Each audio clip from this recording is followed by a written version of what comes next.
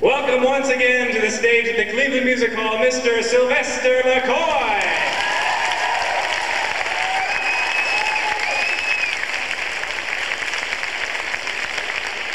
Thank you. So you weren't going to do an introduction? You weren't going to do an introduction with music and all that? You've done all that? We've already done that. Oh, really? Oh, good. Did I sing well? I hope so. Hope they've done my voice. Hello! I had a good lunch. You can see it down my tie. You can see it. It's quite nice, really. It's a really good lunch. French lunch.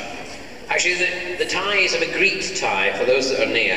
It's a painting by Mr. Magritte, who was not French, but Belgium. It's quite nice, really. The shirt, I don't know who that's by. Racism. And this by... well, I won't go any further.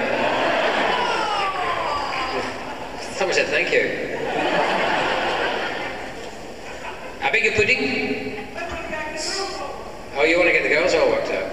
Oh, I do, yes. Well, who doesn't? Yeah, I want to get the girls worked up. Here are I, and here are you, and you seem to have grown since lunch. Did you have a nice lunch? Yes. Did you have a nice lunch? Did you spend that money wisely? Silly girl. Good. Yes, I noticed. What, you're wearing something, are you? Oh, good. Oh, yes. Right, does anyone want to ask me any questions? Yes, there's a chap there. Fire away and I'll repeat, but some of you might want to go down to the microphone. Right, you do. Deep voice. Speak.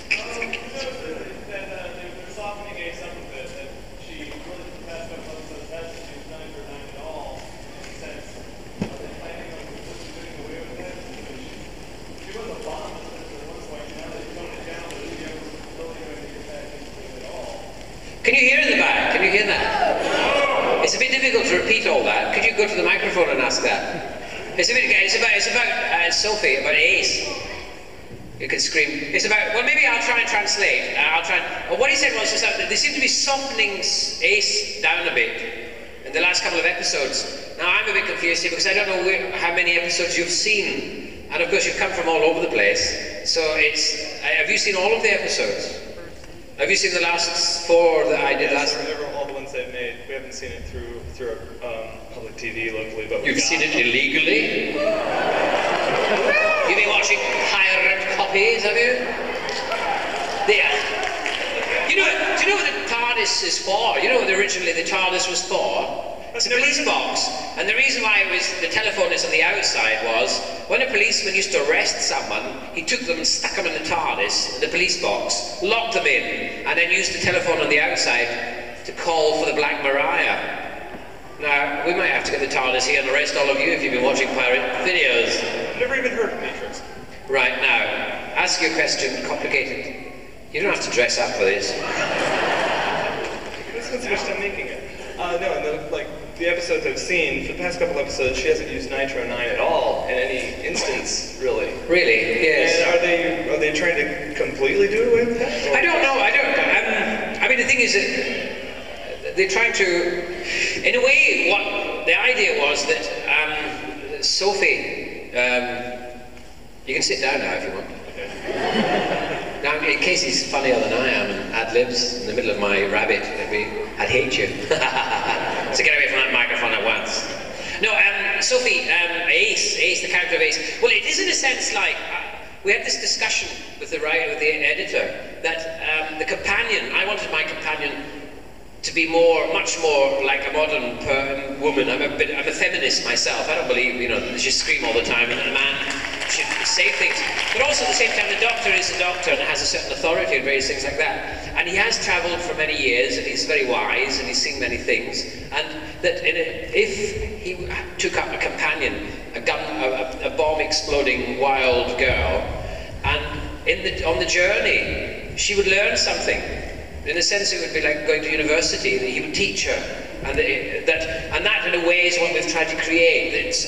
Each episode, she becomes more and more knowledgeable. That in the end, when she's finished her journey with the doctor, and goes back to Earth, or whatever happens to her, that she will be a much wiser and a broader person than the very streetwise angry, explosive person she was at the beginning. Do you see what I mean? So it's a journey that she's going through. And if you've seen the last 4 stories that we did, I don't know, you know, like, I can't remember the names of them, it's Battle, Curse of Fenric, and all that. If you've seen those ones, then it's a journey through Sophie's development and her life, and the Doctor trying to teach her something about herself. It's basically what all that was about. And that's why, in a sense, hopefully she would get away from explosives and blowing things up, because she becomes much more of a caring and happy human being. Do you know what I mean? I hope that answers your question. Right. Anyone else? Yes? Yes. First of all, I'd like to ask, who invented the Happiness Patrol, and what state of mind was he in? The Happiness Patrol. Oh yes, that was the one set on a funny planet when you closed the door, the whole planet shook. That was that one, yes. I can't remember. I mean, it was one of the writers. Obviously, the writer did. I love the music in that. I like the idea. I think the way it was written was great. What happened was it didn't quite work in the production value because because of the lack of money, and they stuck it in a studio. And, you know, the sets kind of retracted from it. But I did love the idea of the toy, you know, the monster, the Candyman. I thought that was a really good idea because, in a sense, to be frightened, to get, you know, like in that kind of way is good. I mean, you watch programs and you like to get a bit frightened. And taking something that is, in Britain anyway, is quite common. And do you have that Candyman in America? Because it is a Bassett's Sweets, we call it. And he advertises sweets. And so for children in Britain, it's kind of a common thing. And suddenly to turn it into something nasty is rather good, really, I think. Also, I would like to ask you, you blend a lot of humor in with your drama. And I was wondering what you thought of violence portrayed on television. Yes, well, I find that's a very difficult, complex discussion, violence, and I think it should be discussed. And I don't like it a lot, personally. But I know that in a way there is there are types of violence. I think the violence should be seen in the end to be defeated. And in a way I want to take my Doctor away from being a violent Doctor, but he had to deal with violence because that's the nature of the program. And then I remember saying, I want my Doctor to be able to win by wit, and you know, either by wit or wisdom or fast legs. You know, do you know what I mean? Rather than by physical violence itself, because I felt that he was above that. Because violence is a basic thing. It's one of the primeval things. It's not really. It'd be a great thing that we could, you know, humanity would move on if it could get rid of it. And I think the Doctor coming from another planet would be above all that, and somehow, do you know what I mean? But every now and again, he's also battling with himself, because there are areas where he got angry and he lost control, and then he had to face up to the fact that he was about to step into the human failing of violence, and then, you know, come back from it. Do you know what I mean? So I would prefer no violence, but in the world. But there is the world, and we've got on television reflected. But we've got to do it in a sensible way, to show that violence, in a sense, is not a good thing. The end. Is that all right? Any other questions? Someone over here. Hello. Howdy. I wanted to tell you, I've seen pictures of... It's the first time anyone's ever said howdy to me. That's good. It's great. Good. When I was a boy, we used to say that. Come out with the pictures in Scotland. Hello there, Jimmy. Howdy. Which is very strange, because there are no cowboys in Scotland. Personal problem, huh? Yes. I hate him, he's funny. My first thing pictures of you and Colin Baker both. And both of us said, oh man, these guys are going to ruin the Doctor. You know, when I first seen the pictures of you. Oh yeah. Then when you guys started pretty ugly, really. My first thing, when you guys done the rule, you both blew me away. You really impressed me a lot. And I want to let you both know, I mean, you guys both do a sensational job doing the Doctor. Thank you.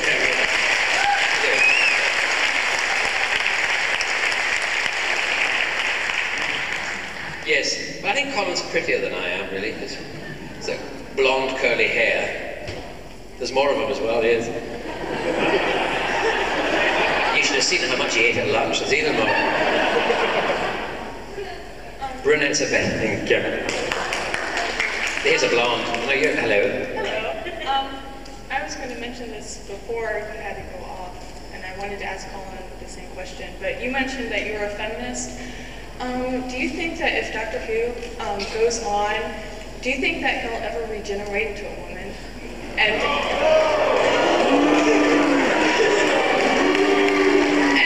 so, how would you feel about that? Well, it's interesting. Pardon? An American woman.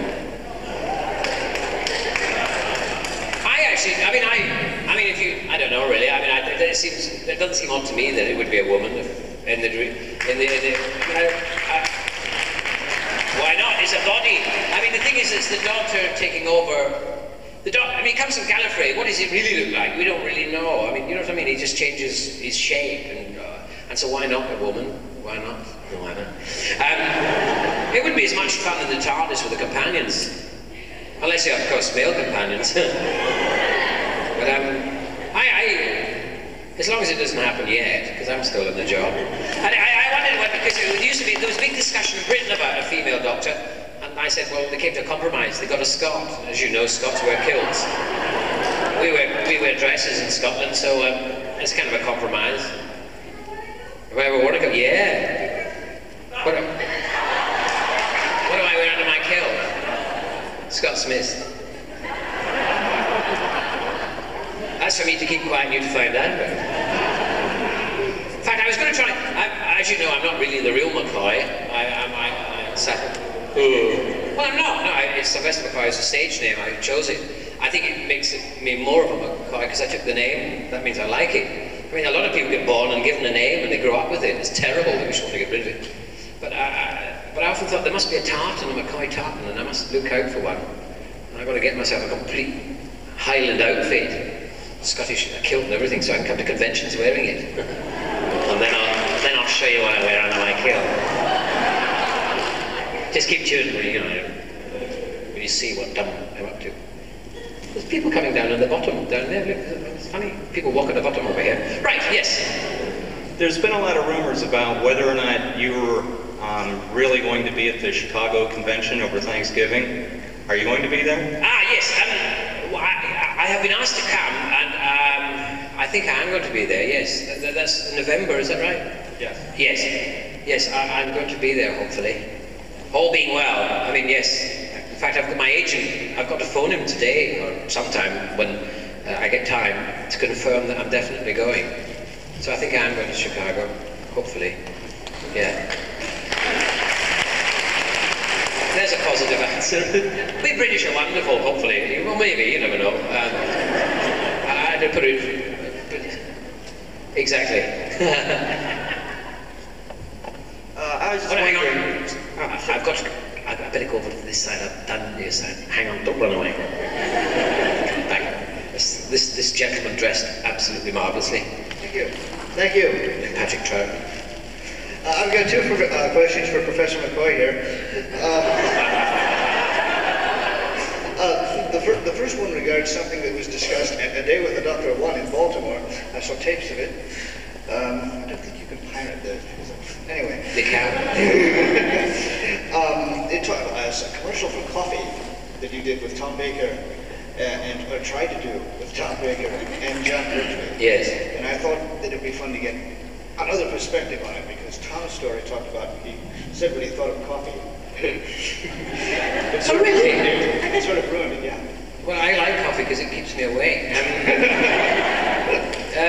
Coffee, yes. Well, it was quite interesting, really, because I'd never met Tom Baker until that day. It was a pilot, what we call a pilot for a commercial. And the idea was that I come into this room as an actor, Sylvester McCoy, the actor, going for an audition for the commercial. The commercial in Britain is they have powdered coffee, and then they have actors rattling their hands with real coffee to try and prove that this powder is real coffee. I mean, who are they kidding? But anyway, I don't mind. I'll take the money and run, to do that. And so along I went, and I come in to do that, and there's a guy sitting down, drinking coffee with a newspaper. And I go over to the newspaper, pull it down, and it's Tom Baker. I say, hello, Tom. We're both up for the same job. It's kind of a joke. And then we get a bit kind of narky, and he's up for the job, and I'm up for the job. And then suddenly, the door opens, and in comes John Pertwee, smiling, rattling his hand, because he's got the job. And that was the kind of, that was the story of the commercial. But sadly, it was never made. I don't quite know why. Maybe Through Olivier's Dracula, Sylvester hunting, watching this man hovering in the back of practically every scene. looking worried. Right. There's lots of we're going to fall over. And I was wondering just if you had any other lines in it besides just announcing him to dinner, Count Dracula. Well, what happened there was I'd never been in a film in my life, and I'd grown up in the Highlands of Scotland, and we didn't have live theatre. A bit like being in America, really. And You're in Cleveland, sir. it's only a joke. It's a bad one. Anyway, so I was very excited, very nervous, and I remember going for the audition for this. And I had to go down a very long corridor, this long, and the door opened, and the way down then said, the casting director said, come in. So I set off, nervously, for my first interview for a big film.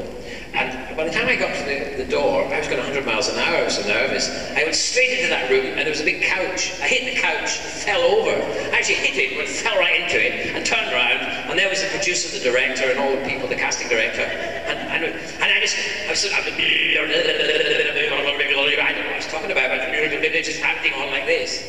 And they fell about laughing. And they suddenly said, and I was up for Renfield, and then they said, for some reason, I mean, I was absolutely right for Renfield because he's small, neurotic, and, you know, and he eats, he's British, and he eats flies. But being an American-backed production, they somehow turned him into an Igor character and gave them to another actor, Tony Haygarth, who's a friend of mine, and a lovely man, and who's very good at it. But so he got the part, totally miscast from the book, but that doesn't matter. But they liked me a lot. And they said, listen, we want you in it, because you made us laugh. We've got this other part, it's a servant part. So what we're going to do is we're going to half it, cut it in half, and give you half the servant part. And we're going to call it after the producer, Walter Mirisch. So they called me Walter. So suddenly I arrived in this big multi-million-dollar film with Laurence Olivier, Frank Langella, Donald Pleasance, Kate Nelligan, and lots of other people, you know, major stars. And I'd never done, and we were flown off in the middle of winter to Cornwall, because the whole story takes place in Yorkshire, which is somewhere else. That doesn't matter. This is Hollywood, folks. So we were sent to Cornwall, stuck in a hotel with all these great actors. And I kept wondering what I was doing in this film. And they kept, and obviously the way it turned out, they kept wondering what I was doing in it. And I had always done comedy up to then. I was quite a young actor then. I wasn't very experienced. And I thought, well, they must want me because I'm funny. So every time I did a scene, I did something funny. Then one night, later on, we had Donald Pleasance had a New Year's Eve party in his house in London, and we were all invited. And I arrived there, and the director, John Badham, who directed it, he arrived very drunk, and he said to me, he said, there's Sylvester, he's from Texas, God knows if this accent is, but anyway, it's near. It's near if you come from Scotland. And he said, hi Sylvester, look, I've decided we're going to turn this Dracula into a comedy, and all the bits that have been cut out of you that are left on the floor, we're going to stick back in. So I knew then that my career as a film actor was on the way out. Because when he sobered up in the morning with a hangover, he obviously thought differently. So all those lines that I had were cut out. Because I was doing this different film from the one he was doing. But I didn't know, I was only young and new. So but I'm in there somewhere. Now back to you, I'm sorry to keep you waiting so long. No problem. I was just really wondering what you really had for lunch, because according to my inside sources, you had 2 sandwiches, 2 sodas, and a bag of potato chips.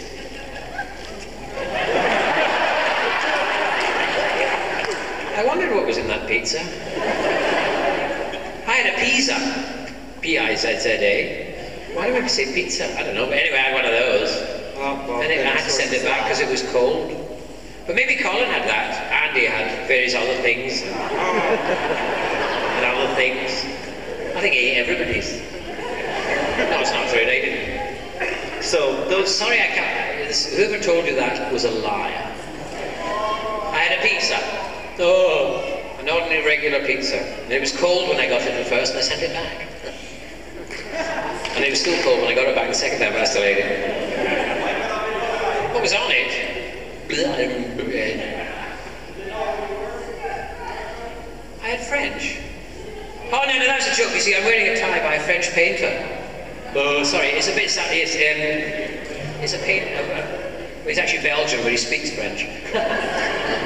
Who's ever heard of a Belgian restaurant? Anyway, it was a joke about I ate lunch. You see, it's all over my tie. Pathetic. I'm sorry I made it. You're right to point out. And it was Italian. Maybe it was a French pizza.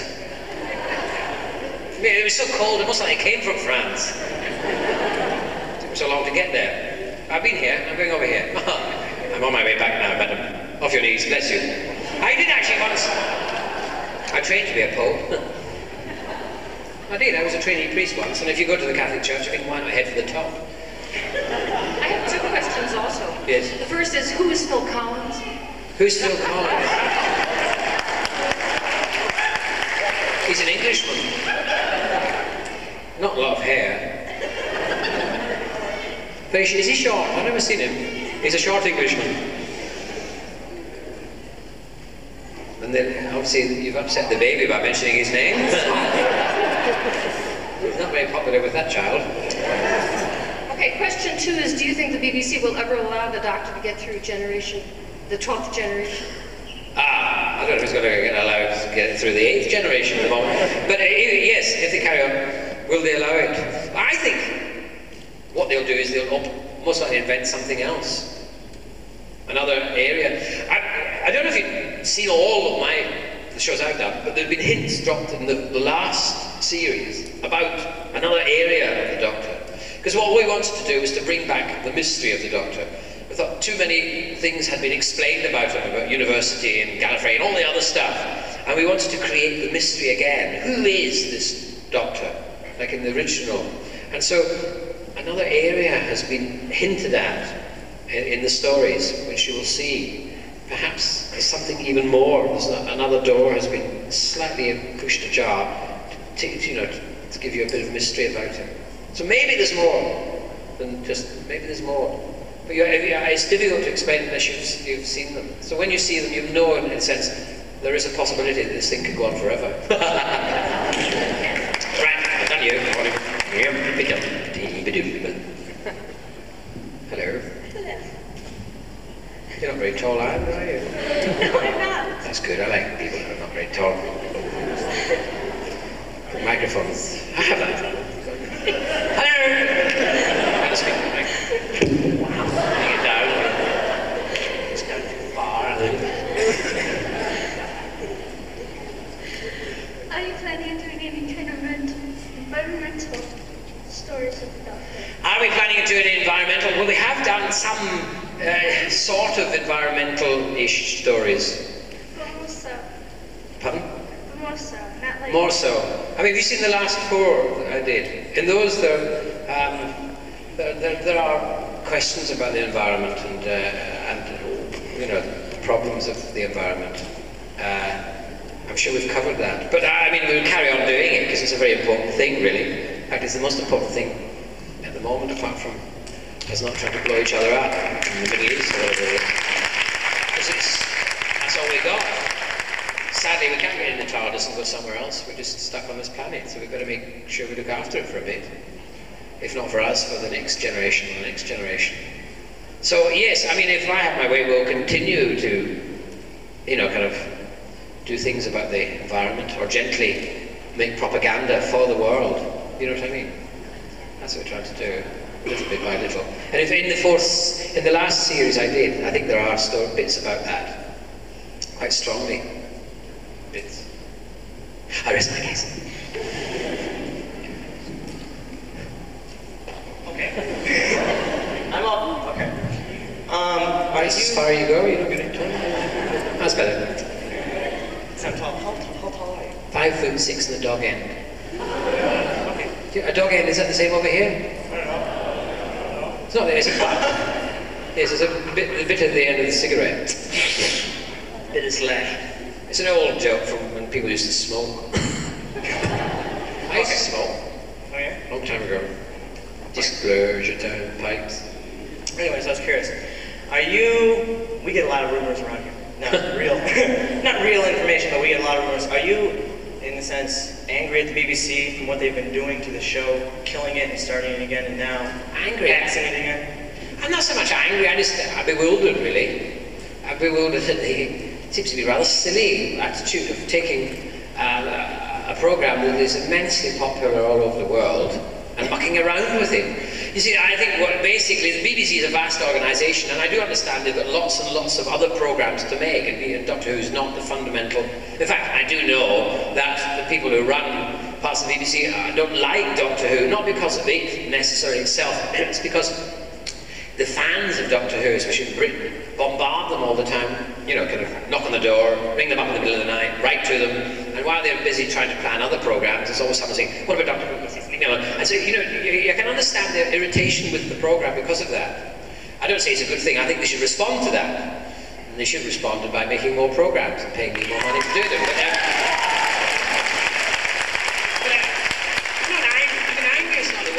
Bewildered by this stupid, it seems to be stupid. I mean, it's a word, I think it's really silly that they have taken, this programme makes them money.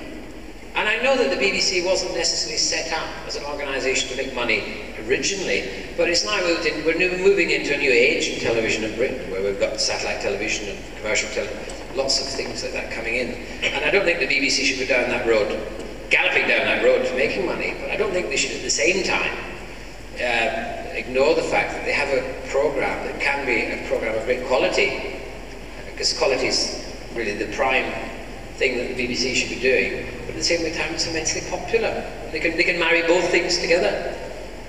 So I'm not angry, I'm just bewildered at the silliness of it. And one other quick thing. We've heard rumors that they could be selling the show and going on to an 8th Doctor. Yes, I've heard those rumors too. Originally I think that's what was going to happen. Originally they thought, you see, the government has come along and said that the BBC has got to take, because it's a vast organisation in television terms in Britain, and that they've got to take on 25% programmes from independent producers. Now, I think it's a good idea, because I like the idea of independent producers and little people individually making programmes. I think it's a pretty good idea. Well, the BBC in its wisdom suddenly thought, well, why don't we allow these producers to make the programmes we've been making for years? Doctor Who's one of them. Because then we can take that 25% and make new programmes. And I understand that too, that's a good idea. It means that they don't have to, you know, so this discussion's going on. So then someone else must have said, well, I know, we'll give this to Verity Lambert, who originally originated, and she's got her own independent production company. And they thought that was how easy, you know, that'd be all right. You know, old school, you know, the old PALS Act that they have in Britain, you know, school, you know, so we'll give it to them. You know, obviously, real financial deal would be done and all that. But what happened was that suddenly when they announced that, people started queuing up to try and get hold of Doctor Who. I mean, this surprises me that they could even be so unworldly not to know that this would happen. And so suddenly they thought, oh, we can actually do this quietly and easily, gently, get rid, you know, move Doctor Who over to there. There's all these other people. And so what do? We have to either go to the highest bidder. And now the discussion seems to be going on that the BBC might decide to make it again themselves. So it's going round in circles. The problem is no one is actually making a decision about it, because they've got so many other problems and decisions to make about all the other programmes. And now John Nathan Turner's left the BBC, there's no one in there batting for Doctor Who. So it's a bit of a worrying time, so I don't know what they'll do. They keep saying they're committed to it. All I can say is that I think that the Doctor Who fans must just keep right. The last time when they tried to take it off, people wrote from all over the world saying don't take it off. And I think in a way that what we've got to do is just start getting people to do exactly the same thing. Politely just write to the BBC and say, listen, we want more Doctor Who, you know.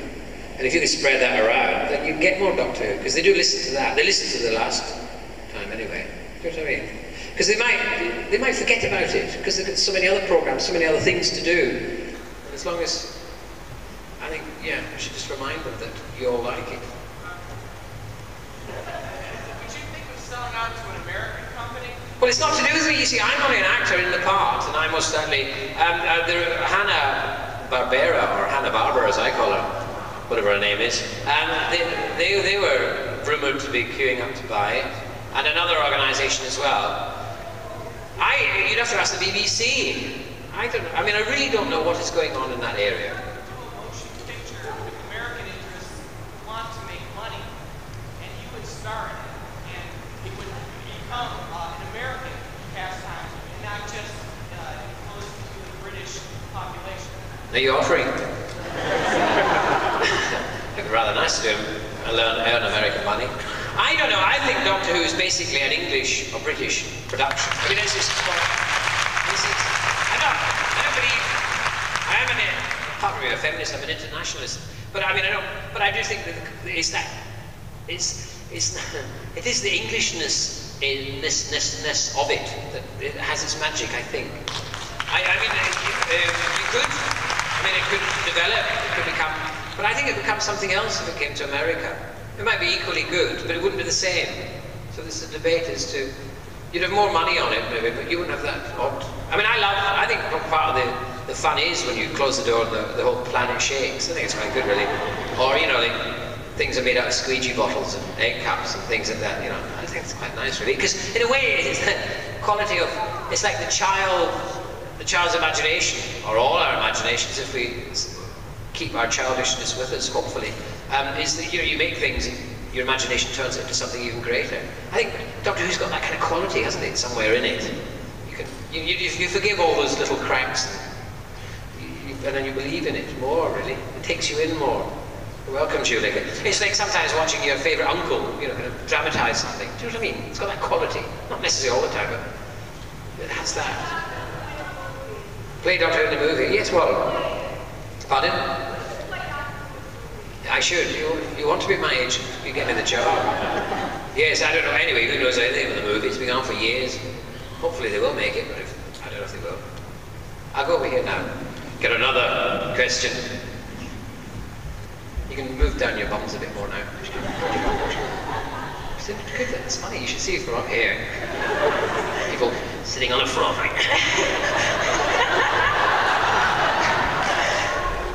I'll charge extra for polishing that. Okay.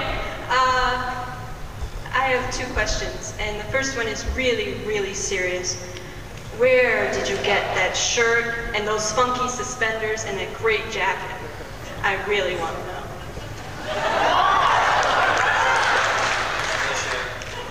Love the shirt. Not very good for holding pens. I got them in England, London, England. The shirt, I actually got, this is a suit really, it goes together. I got this in the same shop as I got the shirt. The tie was given, I got it in New York.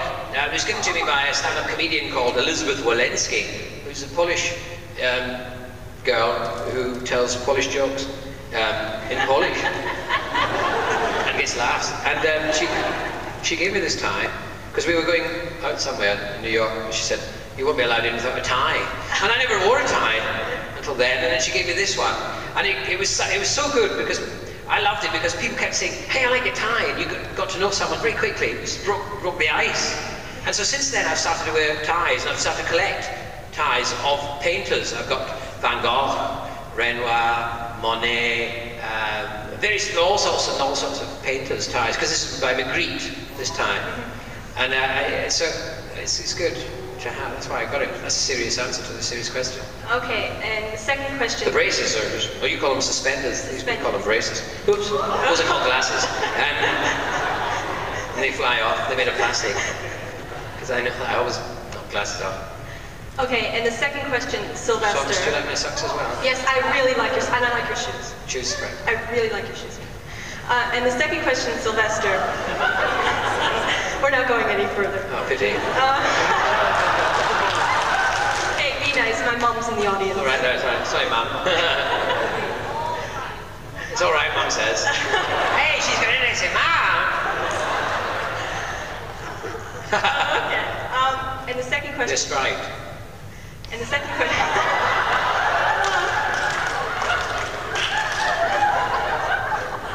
Are they striped? They look striped. Yeah, they're black and white. Stripes before your bum, huh? Never mind.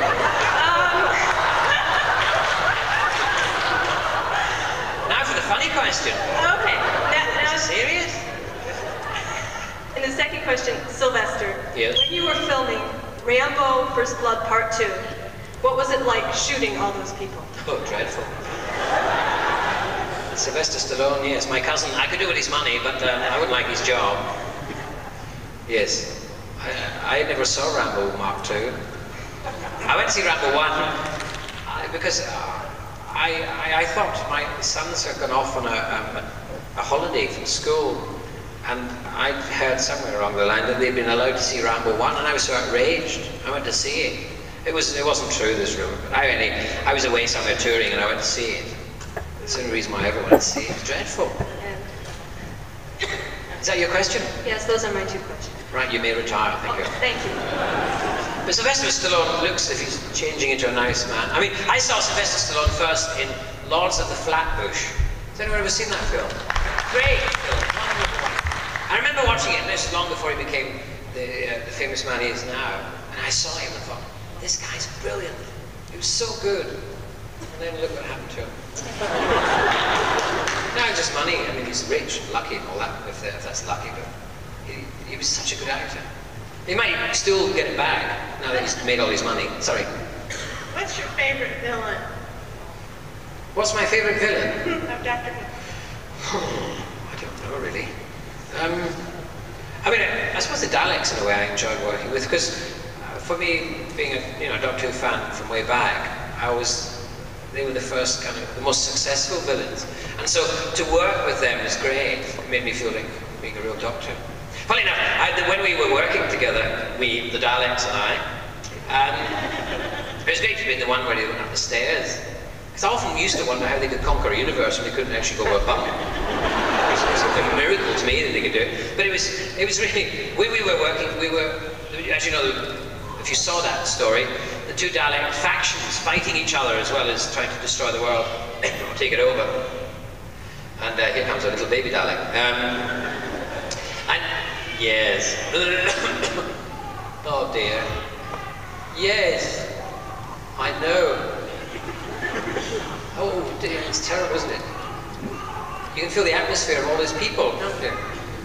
It's too exciting for you. Anyway, I can tell you a story of the Daleks. We were filming in London, under the arches of a railway station, Waterloo Station, which is the famous old station in London. There's got these arches. And there's a Dalek battle going on. And it was on a Monday, it was the 60th anniversary of the Easter Rebellion in Ireland, which has strong connotations in Britain because, it's when the IRA and things like that. So every anniversary they try and blow someone or something up in Britain. And so we were filming under this bridge. It was the 60th, Monday, the 60th anniversary of that revolution. And the pyrotechnic boys at the BBC set up all the explosions.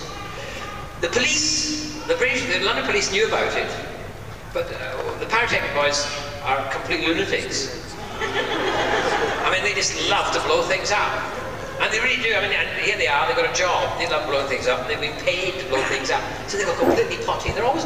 And so what they did was, the explosion went off in this big tunnel under a railway station. It was like the beginning of World War III. It was an amazing sound. The smoke came out, cars that were parked all around the area vibrated and all their alarms went off. The noise was amazing.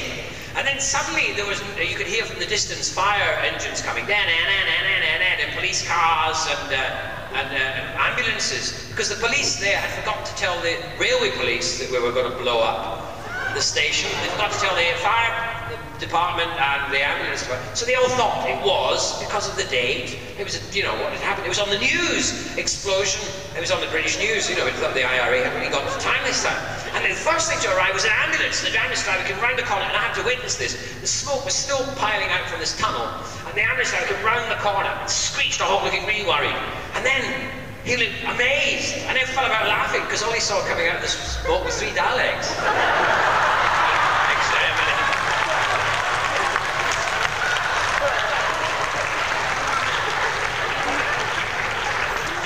But these pyrotechnic boys really, that really got them going. We were filming it happened to belong to ITV, Independent Television News. They had this kind of storage area with big wooden doors. The camera was on this side and the Daleks were on the other side. The doors were there, and the idea was that this big heavy Dalek, you know, the one with the big gun, the big, you know, kind of Rambo Dalek, whatever his name is, yes. He was going to explode the door.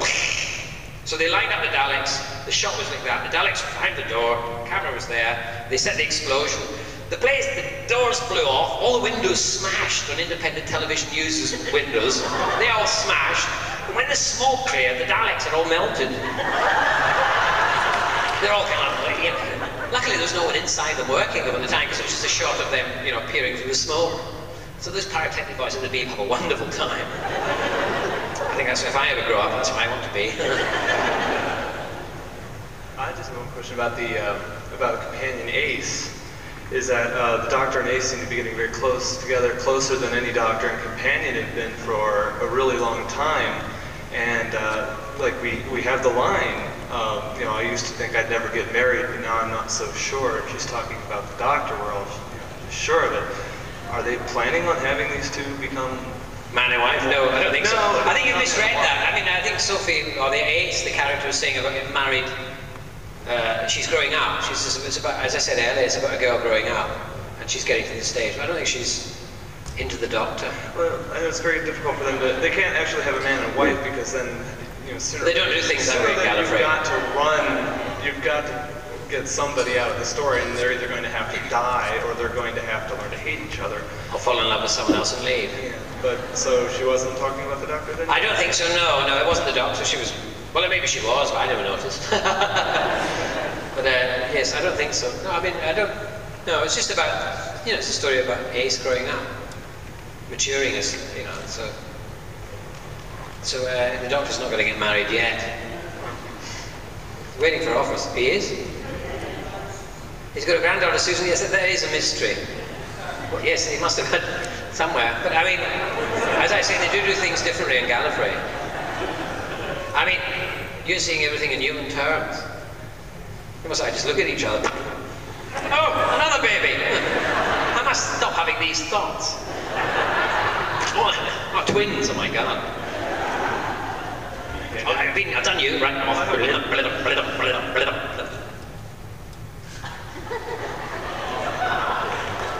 Who's down there pudding?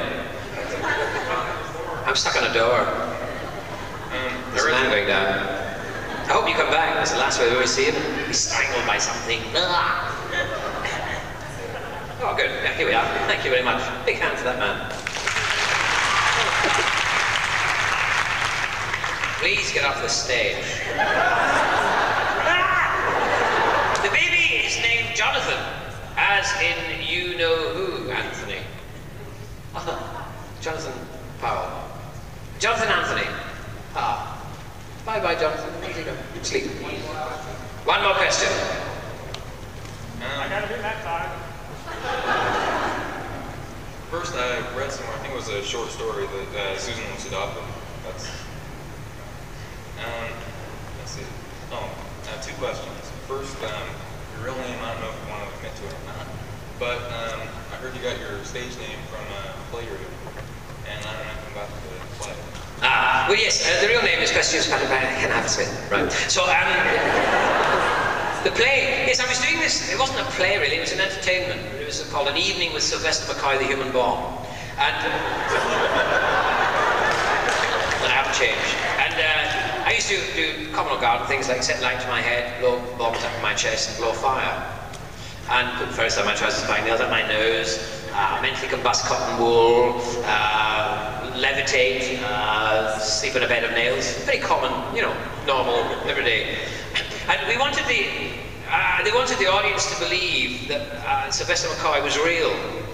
And so in the program, we put Sylvester McCoy, played by Sylvester McCoy, and invented a whole lot of stuff about him leaving the Noon Grammar School at 15 and going to India and studying with gurus, etc. It's all lies. But the critics believed it. And I remember thinking, it was quite a good name, Sylvester McCoy. And my name at the time was Kent Smith.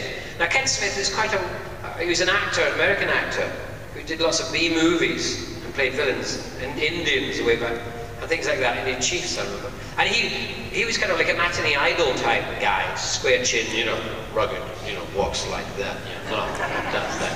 And I didn't think I was that type of actor. So, you know, I don't walk like that.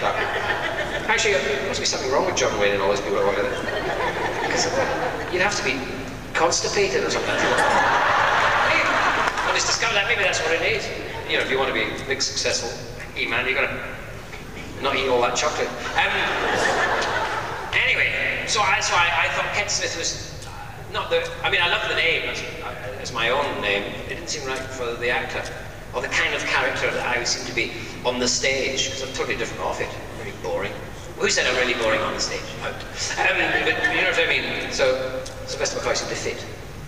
My second question. During the auction, you were selling off... Off. It's the same question. He's still carrying. Was it Sam Donaldson? Yes. And a second. Right, let him finish. In the auction, you were selling your autographs on books for, I don't know, you were having the prices raised because you were selling. And I was wondering if you were going to charge for autographing other things. No. No, that was just for the auction. We were just doing that to raise money. It's not for us. It's for the fan club. Well, we don't get anything out of it. I mean, we're just doing it for them. I don't understand. Do you want me to charge you? I don't mind. It seems like a good idea. Do you want to be my business manager? What are you saying? What are you saying? Should I do it? Shouldn't I do it? Well, I mean, what am I bid? What do you pay? What do you say? Why don't you answer? Tell me something. Sorry. In the program, well, yes, we did. I stayed up till 1 o'clock last night signing those programs.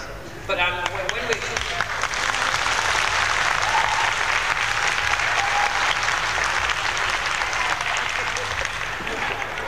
How does that guy in the Who do that? I mean, I'm in the Who and I can... Anyway, yes, Roger Daltrey. Actually, he wanted to be in Doctor Who. I met him once on a radio program. He said he wanted to be in it. I told the producer and he just laughed. We will sign some autographs for you. I mean, Colin and I discussed this. I mean, we have signed those programs for those that can't come, and there isn't a lot of time in the autograph signing bit. So if any of you do want them, you know, if only one or so, just so that everyone can get one. But if you don't really need one, you've got one already, which we did sign, and we're up to 1 o'clock this morning signing. Getting very drunk while doing it. So the ones with the really squiggly bits will know how late it was when that one was signed. I say goodbye, thank you very much, and it's been great to see you. Bye. Bye.